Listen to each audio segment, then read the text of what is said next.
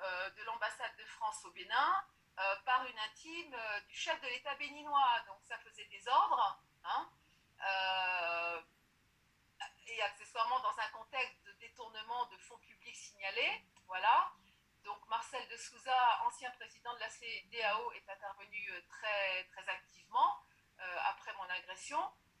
Euh, donc ensuite, donc je poursuis plus avant. Donc il faut savoir que les faits se sont passés il y a 12 ans, un jour pour jour, puisque j'étais agressée le 14 janvier 2010. Moi, en tant que citoyenne française, enfin bon, déjà après l'agression, j'ai été rapatriée disciplinaire en France, donc je suis partie sans même une valise. Hein. J'ai quitté mon domicile, je ne tenais pas debout.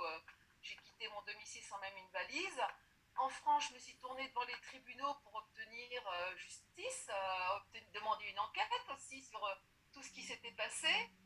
Les tribunaux français m'ont opposé la raison d'État à cause de Marcel de Souza, donc qui était intervenu pour protéger sa maîtresse, parce que du coup les tribunaux ont considéré que faire une enquête sur les faits, que ce soit les détournements de fonds publics, que ce soit mon agression, ça aurait nui aux bonnes relations entre la France et le Bénin. Donc tout ça a été étouffé depuis 12 ans.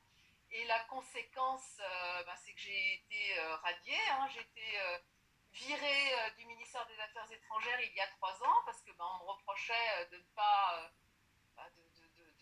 de ne pas vouloir me taire finalement et de demander justice. Donc j'ai été radiée il y a 3 ans et ma radiation de la fonction publique vient d'être validée par le Conseil d'État. Voilà. Donc voilà, je ne sais pas, j'espère avoir été claire. Françoise Nicolas, vous avez été parfaitement clair, mais j'ai une question.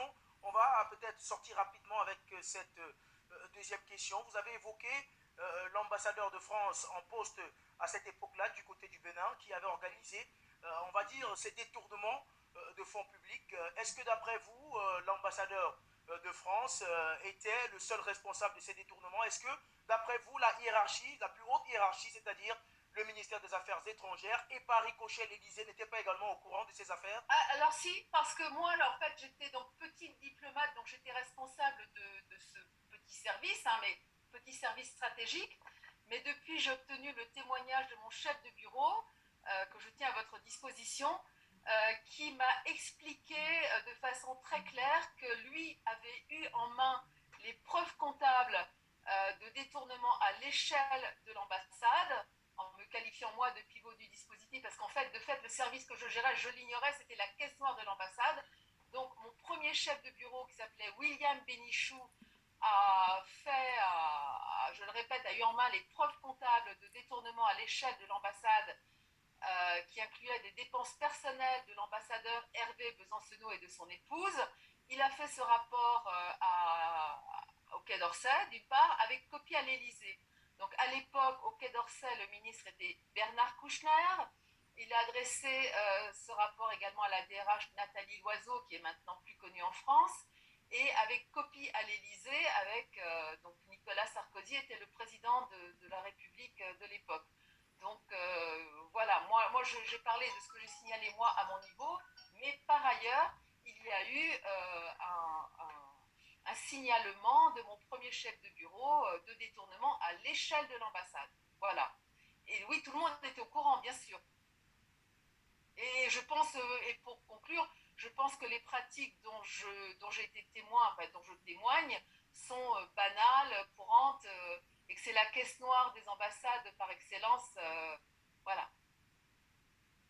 Merci à vous, Françoise Nicolas, d'avoir répondu à nos questions. On reviendra très certainement avec vous pour d'autres Voilà, émissions bon, sur la je télévision. m'arrête Il y a là. toujours beaucoup Et simplement, attendez que je cale ça et puis on va après s'entretenir. Voilà.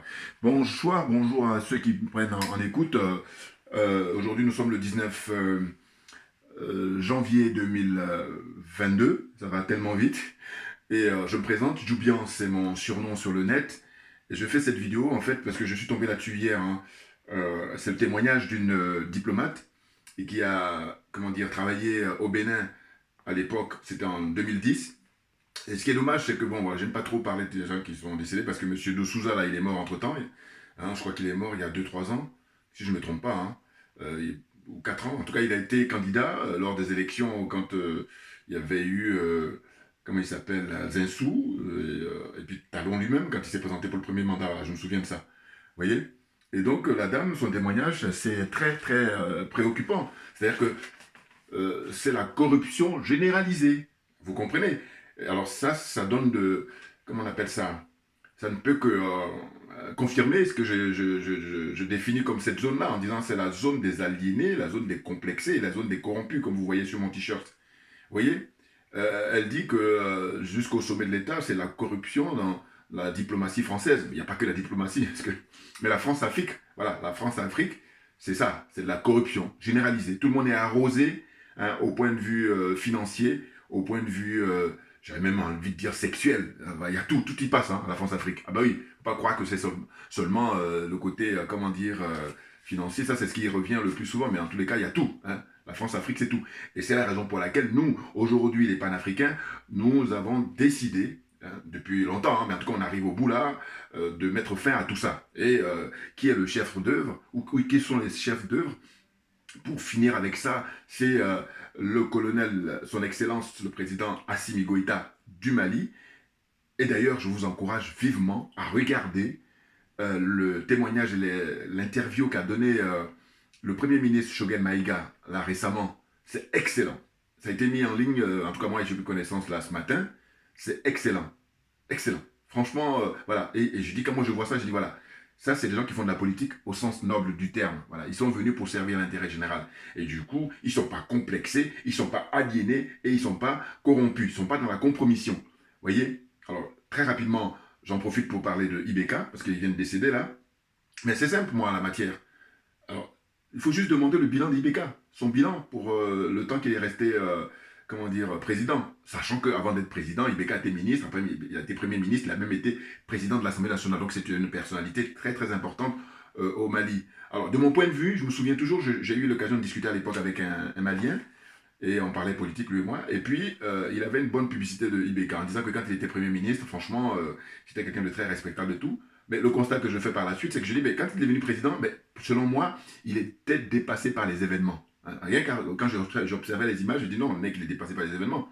Et c'est même pour ça que Salif Keïta, à l'époque, avait fait une vidéo de 5 minutes, hein, en version en bambara, et puis une autre version en français, où il demandait, Koro, le moment est venu de partir. Et d'ailleurs, s'il avait suivi les conseils de, comment dire, Salif Keïta, ben, il sortait grandi, il sortait, comme on dit, sortir par la grande porte. Mais il était tenu par les Français, c'est ça le problème. Et du coup, ce qui est vraiment pathétique, et puis là, ça aussi, ça confirme quand je dis qu'ils sont sans foi ni loi, c'est que quand vous regardez les médias mensonges, les médias propagande de la France, c'est-à-dire RFI, France 24 et TV5, eh ben, ils ont le culot de considérer Ibeka comme étant, comment ils appellent ça, panafricain, voilà. Ibeka est panafricain, voilà. C'est extraordinaire, hein, c'est extraordinaire. Ils sont sans gêne. Voilà, ils vont se servir où bon leur semble et tout, sauf que justement, on est en train de mettre fin à tout ça. Ah oui, ah oui, ah oui, ah oui, ah oui. Donc là, j'ai dit, il faut regarder le bilan de Ibeka. Le nombre de personnes qui ont été tuées, hein, le temps qu'il était président. Soi-disant par les djihadistes, hein, voilà. Les civils d'abord, principalement, et puis aussi les militaires. Sans compter la gabégie, sans compter la corruption, hein, détournement de fonds. Vous voyez là, le témoignage, je vais lire tout à l'heure de cette dame qui s'appelle Françoise Nicolas, voilà, Françoise Nicolas, qui était, comment on appelle, diplomate là-bas au Bénin. Vous voyez? Donc c'est le bilan. Alors on pourra dire comme ça, bon, que son âme repose en paix, la formule habituelle, mais en tous les cas, ce qui est sûr, c'est que moi, ce que je retiens de Ibeka, en tout cas l'image qui me reste, qui m'avait marqué à l'époque, je tiens à vous le dire, c'est quand il y a eu l'affaire de Charlie, souvenez-vous Charlie. Et donc tous les chefs d'État, pratiquement, enfin pas mal de chefs d'État, on ne va pas dire tous les chefs d'État, c'est pas mal de chefs d'État, sont venus ici pour apporter leur solidarité par rapport à Charlie. Voilà, c'est-à-dire les attentats qu'il y a eu en France. Eh bien, j'ai été choqué, je peux vous dire, quand j'ai vu à cette cérémonie-là, il y avait Ibeka, je m'en souviens très bien, et Ibeka tenait François Hollande, et par moments, vous pouvez regarder les images d'archives, hein, vous allez voir, par moments, François Hollande lui faisait des coups de l'air, lui dire non mais il y a des télévisions du monde entier là, tout le monde nous regarde, tu fais quoi? Bon, ça c'est mon interprétation, mais vous allez voir, regardez, voilà, il n'y a pas besoin d'aller se torturer l'esprit ou se masturber l'esprit, si j'allais dire, c'est flagrant, c'est très flagrant. Vous voyez la gêne de François Hollande, donc parce qu'il était à côté de lui, et l'autre il s'accrochait tellement il est aliéné, voilà. Et donc, enfin il était, parce que maintenant il faut conjuguer au passé. Et donc, c'était ça qui m'avait frappé chez Ibeka. Et je me rappelle à cette époque-là, d'ailleurs, il n'y avait pas que lui. Il y avait Yahi Boni qui était venu. Alors, Yahi Boni aussi, bon, c'est heureusement qu'il est parti, mais là, lui, il était aliéné, même. Le costume qu'il portait, c'était trop gros que lui. Et là, lui, c'était vraiment, c'était trop flagrant, Yahi Boni. Et puis, qu'il y avait encore Macky Sall. Voilà. Si je me souviens, hein, ces trois-là, ils étaient venus. Je ne sais pas s'il y avait une quatrième personne au niveau des chefs d'État africains. Mais ils étaient venus. Alors que, quand il y a les pauvres Africains, là, les pauvres frères et sœurs qui meurent là-bas, eh bien, ils ne célèbrent pas. Vous voyez, donc c'est vraiment, j'allais dire, ils ont poussé trop loin l'aliénation. Ils ont poussé trop loin le complexe. Ils ont poussé trop loin la corruption. Et c'est la raison pour laquelle le moment est venu d'arrêter tout ça. Mais oui, parce que je dis, bon, t'es pauvre, d'accord, mais la dignité, elle doit rester. Or là, ces gens-là, ils sont pourtant riches, mais ils n'ont aucune dignité. Aucune. Ah oui, c'est clair. Vous voyez? Donc Ibeka, bon, voilà, il avait eu l'occasion, hein, une belle occasion de pouvoir sortir par la grande porte, et puis là, il est sorti par la petite porte, parce que je pense que le chagrin, tout ça, a dû le miner. C'est clair. Hein, parce que le mec, il a occupé des hautes fonctions. Hein. Ah oui, quand tu as été ministre, tu as été Premier ministre, tu as été président de l'Assemblée nationale, et tu as été président de la République. Non, mais voilà. Enfin, bon, bref, je reviens à notre histoire du Bénin aujourd'hui, pour l'actualité. C'est de dire quoi? C'est de dire que moi, de mon point de vue, eh bien, figurez-vous que, je vais vous mettre en ligne, hein, je vais vous envoyer le lien, pour que vous puissiez voir cette interview-là de cette dame, qui est c'est très intéressant. Pourquoi? Parce que quand j'ai vu ça, ça a bouleversé mon planning, parce que j'ai planifié des vidéos là, que je dois faire au fur et à mesure, suivant ma disponibilité. Et là, je me suis dit quoi? Je me suis dit, ben voilà, ça, ce témoignage-là, ça me fait penser à, quand ils disent souvent, le sentiment anti-français, voilà. Ben, sentiment anti-français, ben, excusez-moi, moi, quand je vois cette dame-là qui vient de parler, j'ai dit, ben, c'est ce que devraient faire tous les Français qui sont en Afrique. Alors, je parle évidemment en priorité de ceux qui ont des fonctions publiques, c'est-à-dire qui travaillent dans les ambassades, qui travaillent dans les consulats français, dans les centres culturels français, tout ce qui est structure publique, hein, aide au développement des conneries comme ça, de l'escroquerie pure. Ah oui, ça je vais en parler souvent aussi parce que j'oublie de le dire. Je dis, regardez, moi quand j'étais petit, on nous disait que les rapports entre la France et les pays africains, ou l'Occident en général et les pays d'Afrique, et puis la France en particulier, c'est comme ça quelque chose qui est très connu. Hein. C'était, en fait, nous avec les matières premières que nous avons, avec les ressources que nous avons dans notre sous-sol ou dans notre environnement, eh ben, c'est un peu à l'image de l'histoire de quelqu'un qui a une montre. Donc, nous, les richesses qu'on a, c'est sur la montre. Et en revanche, qu'on nous disait, quand moi j'étais petit, on disait, on a la montre, mais on ne sait pas lire l'heure. Donc, ceux qui n'ont pas la montre, mais en revanche savent lire l'heure, ce sont les Occidentaux et les Français en particulier. Donc, qu'est-ce qu'ils font? Ils disent aux Africains, passe-moi ta montre, et puis je vais te donner l'heure. Bon, là encore, c'est gentil de dire ça, parce qu'en réalité, ils disent même pas passe-moi ta montre, ils apprennent, ils se servent, et puis voilà, et puis après, les Africains sont malheureux, ils sont, voilà, réduits à néant. Ah oui, vous voyez. Maintenant, quand je dis ça, c'est quoi? C'est pour en venir au fait que je dis, bon, il fut une époque où on ne pouvait pas avoir, enfin, on pouvait voir que on pouvait compter sur le doigt d'une main, hein, les ingénieurs, les médecins, comment on appelle ça, les sociologues, qu'est-ce qu'il y a encore? Hein, des gens qui ont un bon bagage, j'allais dire, au niveau des diplômes et tout ça, pour pouvoir occuper des postes, voilà. Mais aujourd'hui, au XXIe siècle, mais c'est à pléthore. Donc c'est ça où je ne comprends pas ce paradoxe-là. Hein, un peu comme je disais là souvent, je dis, mais en Côte d'Ivoire, il y a plus de 3000 jeunes hommes, plus de 3000 jeunes gens qui sont des doctorants, c'est-à-dire qui sont titulaires de doctorat et qui n'ont pas de boulot. Voilà. Mais simplement parce que c'est n'importe quoi. Voilà. Il n'y a aucune structure sérieuse. Hein, on fait semblant, mais en réalité, non. Parce que quand on est dans des pays, ici, je vous dis, je ne parle pas de la France, hein, la France est pour moi disqualifiée. Je parle des pays où on respecte le peuple. Eh bien, les gens, chacun a son poste, et puis suivant ta qualification, et tout se passe bien. C'est clair. C'est même pour ça qu'on parle de pays industrialisés, on parle de pays développés. Voilà. Donc là, pour revenir à ces Français-là qui travaillent dans ces structures là-bas en Afrique, eh bien, qu'ils fassent comme cette dame. Ah ben oui, là aujourd'hui, au stade où on est arrivé, hein, il n'y a plus de trois voies. Il n'y a pas genre, je suis au milieu. Non, non, non, non, non, non. Soit vous êtes pour tuer la France-Afrique, pour enterrer la France-Afrique, et faites comme cette dame-là, son témoignage, ça, voilà, elle participe à l'enterrement de la France-Afrique. En revanche, si vous voulez faire du mutisme, c'est-à-dire si vous voulez vous taire, vous voulez faire le silence, eh bien vous êtes complice pour faire perpétuer la France-Afrique. Et c'est ainsi que vous aurez affaire aux panafricains. C'est clair. Et la jeunesse africaine, que dis-je? Ah oui, au peuple africain. Ah oui, là maintenant, là, il faut se déterminer. Non, parce qu'il y en a marre, il y en a assez. Ça suffit. On arrive au bout, là, au bout du système. C'est bon. comme dans c'est la nature. Hein, il y a eu, je me dis toujours, je me rappelle les Grecs, là où, bon, quoi qu'on dit que les Grecs sont les copiés sur les Égyptiens. Bon, en tout cas, vous avez vu que les civilisations, ils ont brillé à un moment donné, puis voilà, ils ont leur chute. Donc là, il faut accepter. Et accepter, c'est faire preuve d'intelligence. Mais autrement, de toute façon, on va vous y contraindre. Vous n'avez pas le choix. Voilà. Et puis là, ça va être beaucoup plus, comment dire, rapide. Hein. Ah ben oui, Assimi Goïta, pas de temps à perdre. Voilà. C'est vraiment la référence, ce monsieur. Ah oui, c'est un monsieur, 38 ans, mais très brillant pour sa génération. Et là, je vous dis, à nouveau, je vous encourage à regarder l'interview du Premier ministre Choguel Maïga. Il a donné une interview à la chaîne malienne, mais c'est excellent. Voilà. Vraiment, il a fait à la Sankara, là. C'est-à-dire qu'il faut tout dire. Et je disais que nous avions eu la chance d'avoir Sankara au XXe siècle, et là, maintenant, au XXIe siècle, nous avons Assimi Goïta et Choguel Maïga. Voilà. Ils assurent, ils assurent. Donc alors, cette dame-là, hein, pour revenir à son histoire, très rapidement, en fait, elle s'appelle Françoise Nicolas. Elle était donc chargée d'affaires à l'ambassade de France au Bénin. Hein, et elle explique quoi? Elle dit que, en fait, elle, ce qui l'a frappé à l'époque, c'est qu'elle était dans un bureau où elle gérait beaucoup d'argent.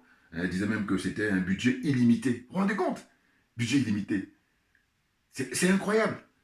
Beaucoup d'argent des Africains, pendant ce temps-là, ils n'ont pas à manger, pendant qu'ils n'ont pas à se soigner, ils n'ont pas à s'éduquer.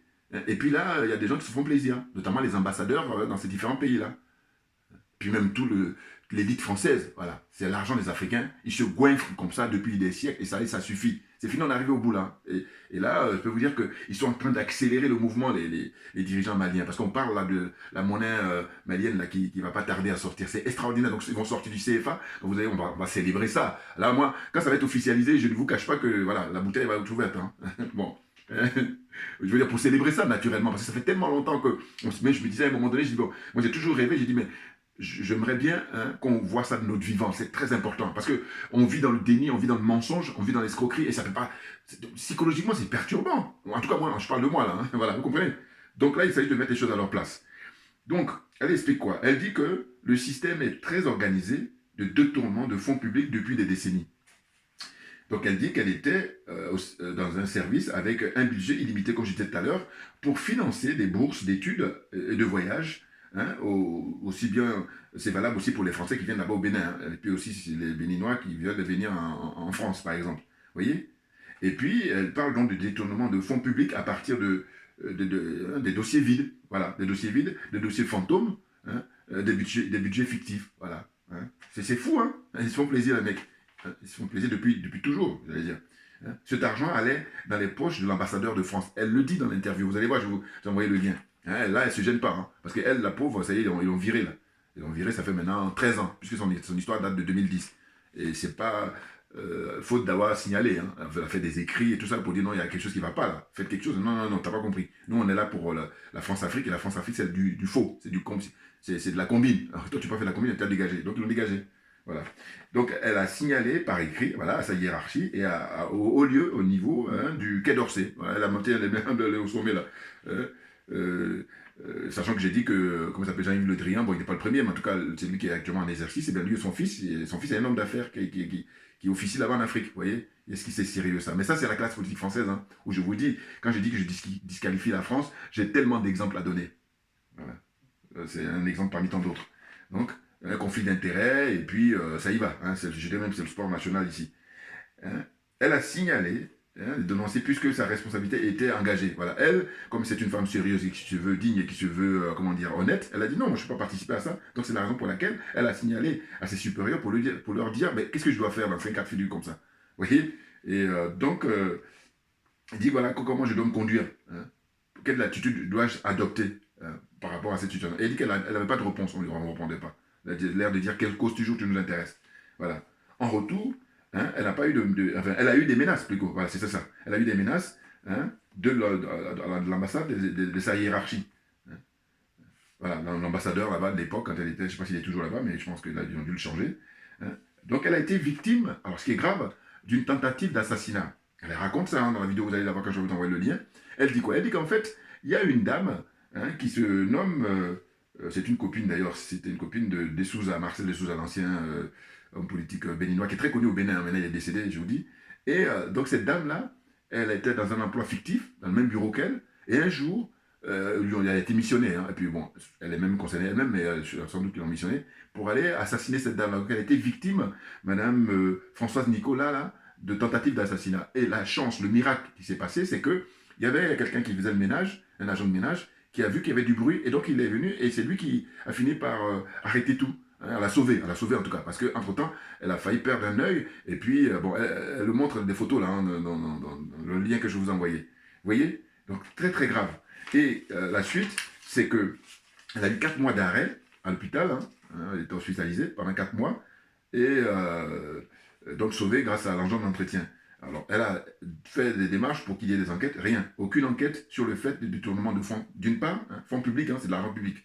Et puis d'autre part, aucune enquête sur son agression depuis 2010, jusqu'à ce jour. Vous savez, depuis, voilà. De toute façon, maintenant, là, ça y est, ils l'ont viré. Hein.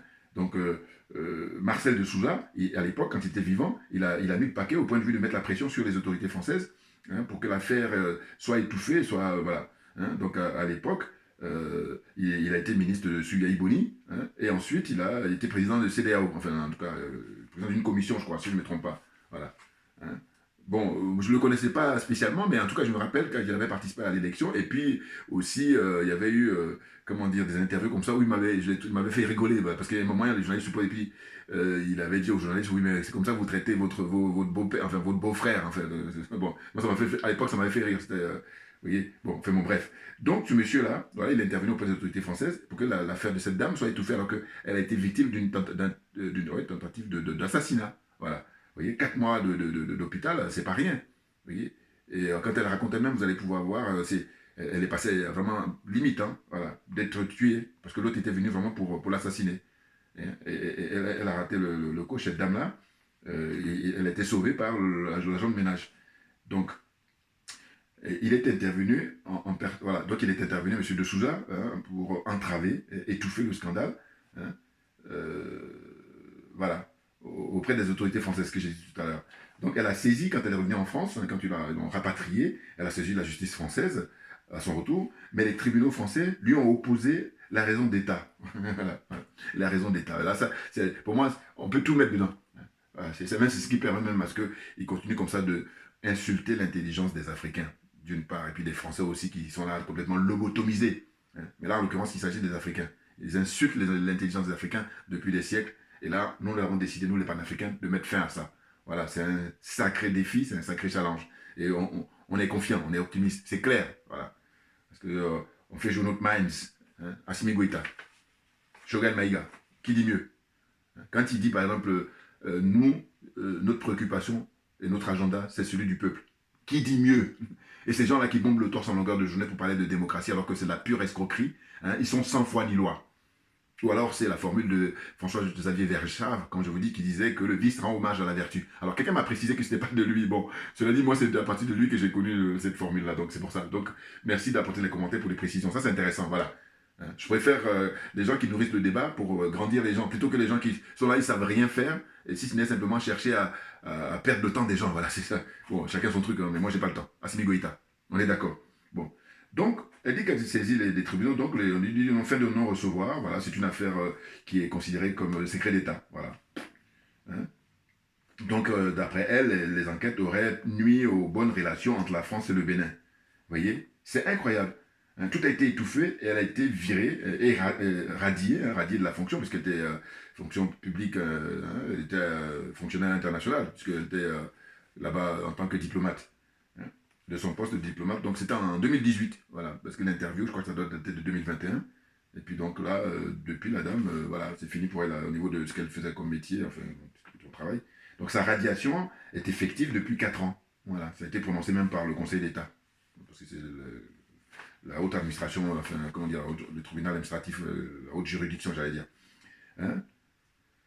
On lui reproche de pas avoir été discrète et voilà, elle aurait dû raser les murs. Mais non, elle était honnête, elle est honnête, et elle a dit non, moi je veux dire qu'il y a des détournements de fonds et puis des budgets illimités. Vous vous rendez compte? Donc je vous dis, j'ai tenu à faire cette vidéo, surtout pour attirer l'attention des Français qui sont en Afrique. Hein, qui sont en Côte d'Ivoire, qui sont au Bénin, qui sont au Togo, qui sont au Gabon, qui sont en République démocratique du Congo, je peux citer ça aussi, même si c'est vrai qu'ils ne sont pas dans le CFA, mais bon, c'est pareil, parce que tu sais qu'il dit là, je vous dis, il est pire que les autres là, ou du moins ils font concours avec Alassane Ouattara, avec Macky Sall, au niveau de l'aliénation évidemment. Bazoum, alors le président du Niger, lui, voilà, c'est le pompon. Il y a des gens comme ça que tu les observes. Enfin bon, bref. Donc j'ai dit que tous ces Français là qui vivent au Sénégal, qui vivent au Burkina Faso, qui vivent, voilà, eh ben, ils doivent faire comme cette dame, voilà. Sinon, venez pas chialer après. Ah oui, non, parce que la pleurniche, ça suffit. Vous avez l'occasion là, une belle occasion là, de dire les choses, et à partir de là, les gens ne pourront pas vous embêter quoi que ce soit. Mais oui, parce que, attendez, au nom de quoi, là on est au XXIe siècle, année après année, décennie après décennie, les Africains doivent être réduits à être traités moins que des hommes, moins que des êtres humains. Au nom de quoi? Quand on sait que tout l'argent leur appartient, tout l'argent vient des Africains, par leur travail, et puis par les ressources dont ils disposent sur leur sous-sol ou dans leur environnement. Vous voyez, c'est pour ça que je dis que souvent, j'ai parlé de... Il faut que tout le monde rentre en psychiatrie. Et quand je dis ça, je suis gentil. Hein. Ah oui, là je fais ma démonstration. Quand je dis, je me définis, je suis ma qualité d'être humain. Ah oui, sinon, il y en a qui font encore mieux. Hein. Ben oui, enfin mieux, je veux dire, voilà, qui vont pas par quatre chemins. Vous voyez ce que je veux dire? Bouillard! Mais oui, mais oui, mais oui. Non, on est très enthousiaste parce que les choses se passent très bien. Hein? Et comme dit l'honorable Amina Fofana, elle dit l'imperturbable. D'ailleurs, ils sont tous les deux imperturbables. Aussi bien le premier ministre Choguel Maïga que le président de 38 ans, Assimi Goïta. Ils sont imperturbables, tranquilles dans leurs bottes. Et oui, c'est plutôt les Alassane Ouattara. Là, quand tu le vois, il est parti en visite là-bas au Gabon, ben, les mecs, ils ont des pétoches. Ah oui, parce que je me dis, moi, en tant que citoyen ordinaire, si j'ai des informations comme ça, ben, d'abord, c'est en décalé, ça veut dire qu'eux, ils le savent. Même si en apparence, évidemment, ils sont censés servir, il faut sauver les meubles. Mais au fond, ils ont les pétoches. Ah oui, parce que là, les dirigeants maliens, actuellement, ce qu'ils sont en train de faire comme démonstration de force, mais attendez, le rassemblement qu'il y a eu le 14, mais je veux dire que ça y est, ils ont carte blanche. Le peuple leur a donné carte blanche de dire, écoutez, c'est vous sur qui on peut compter pour défendre nos intérêts et personne d'autre. Mais comme ils ont en face d'eux des gens qui sont illégitimes dans chaque pays là, hein, je veux dire que quel dirigeant, même j'allais dire, même je pousse plus loin, dans le monde entier, dites-moi aujourd'hui, en 2022, quel dirigeant peut se vanter de pouvoir rassembler autant de monde? C'est le contraire qui se produit. C'est-à-dire que les gens sortent dans la rue, dans chaque pays, en Europe en général, et puis là, en France en particulier, tous les week-ends, pour ne même pas dire tous les jours de la semaine. Vous voyez? Mais c'est incroyable. Et quand les gens sortent pour manifester leur colère, pour manifester leur désarroi, pour manifester leur indignation, hein, leur révolte. Ça n'a rien à voir du tout avec une mobilisation d'adhésion au Mali, hein, que ce soit à Tombouctou, que ce soit à Bamako ou à Gao, dans toutes les grandes villes et les villages même du Mali, où les gens manifestent pour soutenir le premier ministre Choguel Maïga et puis le colonel Assimi Goïta, président son excellence Assimi Goïta et tous ses frères d'armes. C'est clair, vous voyez. Donc l'escroquerie, je ferai une vidéo là demain ou les jours qui viennent, sans doute. J'ai vu l'intervention de l'ambassadeur de France à l'ONU. Je dis, mais c'est pareil, là aussi pareil, comme je suis gentil, je dis, bon, on va leur mettre des nez de clown. Voilà. C'est le moins qu'on puisse faire, parce que, puis en plus, il dit des choses comme ça, et quand tu sais qu'on a l'heure d'Internet, on a l'heure des réseaux sociaux, on dit, mais voilà, ils sont tellement dans l'anachronisme qu'ils sont perdus. Et du coup, quand j'utilise le terme de l'ivresse du pouvoir, je ne crois pas que je me trompe. Hein. Ah oui, ils sont ivres par le pouvoir, donc ils sont perdus. Oui. Tiens, le mec, il est tranquille à parler comme ça à l'ONU, hein, pour dire que voilà, nous demandons à ce que les délais soient respectés, n'importe quoi. Mais je ferai une vidéo parce que je vais caler son intervention, puis après je fais mon commentaire. Donc voilà, c'est ce que je voulais dire. Et donc, la vidéo d'aujourd'hui, je vous dis très franchement, c'est pour répondre au fameux sentiment anti-français que moi je considère même comme une injure vis-à-vis des Africains. Parce que c'est au nom de quoi? C'est-à-dire qu'on nous fait du mal depuis des siècles, et puis dès lors qu'on lève le petit doigt pour dire, mais attendez, c'est bon? On dit non, non, non.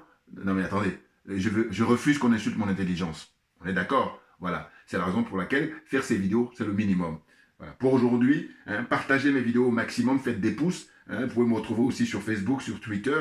Hein, et voilà. Hein, on est déterminé, on est motivé. Voilà. Et n'oubliez pas, surtout, grande manifestation au Mali et aussi dans les autres pays africains et dans la diaspora, hein, le samedi 22. Samedi 22 janvier 2022. Voilà, c'est 22-22 là. Voilà, faut pas oublier. Hein, on va tous sortir pour aller manifester et soutenir hein, les dirigeants maliens actuels hein, de la transition hein, et qui méritent vraiment notre soutien inconditionnel. Voilà, parce que ce sont des gens intègres et qui font de la politique. Justement, c'est ce qu'on attend de tous ceux qui sont animés pour servir l'intérêt général. C'est clair. Vous voyez, donc le samedi 22, rendez-vous, quel que soit l'endroit où vous êtes, ceux qui sont en Italie, ceux qui sont en Espagne, ceux qui sont en Afrique, ceux qui sont dans les Caraïbes, tous les frères là, il faut sortir, il faut converger pour aller sortir le drapeau du Mali, sortir le drapeau de tous les pays africains, ou en tout cas du panafricanisme, pour dire que l'heure de nous-mêmes a sonné, comme je tiens à le rappeler toujours, parce que vous savez, c'est un de mes pères au niveau de la pensée, au niveau de l'intellect, Aimé Césaire. Voilà. Merci beaucoup pour votre attention, et puis à très bientôt. Merci bien.